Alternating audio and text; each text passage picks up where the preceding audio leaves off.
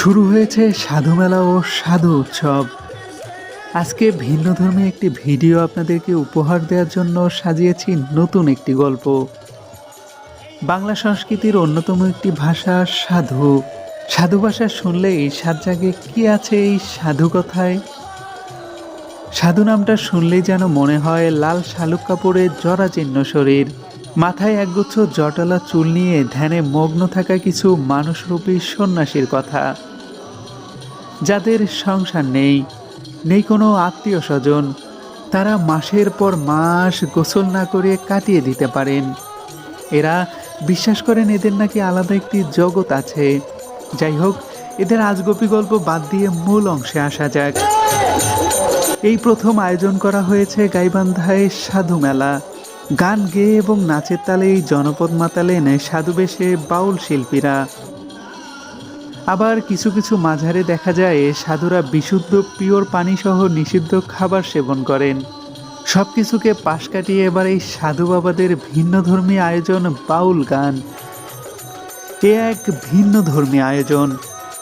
সবসময় দেখে এসেছি সাধুরা সাধনা ও ধ্যানে মগ্ন থাকেন। আবার অনেক জায়গায় দেখেছি সাধুরা ভিক্ষাও করেন। বাংলাদেশ শিল্পকলা একাডেমির আয়োজনে জেলা শিল্পকলা একাডেমির ব্যবস্থাপনায় গাইবান্ধায় পৌর পার্কে মেতে উঠেছেন বাউল সুরে। হারমোনিয়াম, দোতারা, বাঁশি, মন্দিরা, খমকের মনকাড়া ছন্দে উপস্থিত দর্শক শ্রোতারা হৃদয়ে অনুভব করেন চিরায়ত বাউলিয়ানা।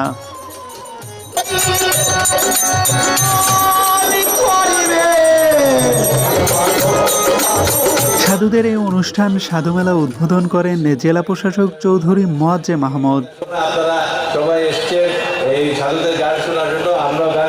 পৌরদিঘির বাঁধানো ঘাটে ১.৫ শতাধিক বাউল শিল্পী আবহমান কালের ঐতিহ্যবাহী সাদা পোশাকে সেজেছেন।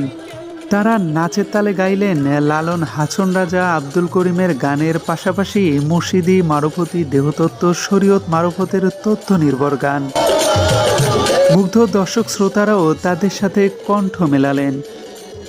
উত্তরের জনপদ গাইবান্ধা জেলার বাউল শিল্পীরা প্রথমবারের মতো অনুষ্ঠিত এই সাধু মেলায় অংশ নেন।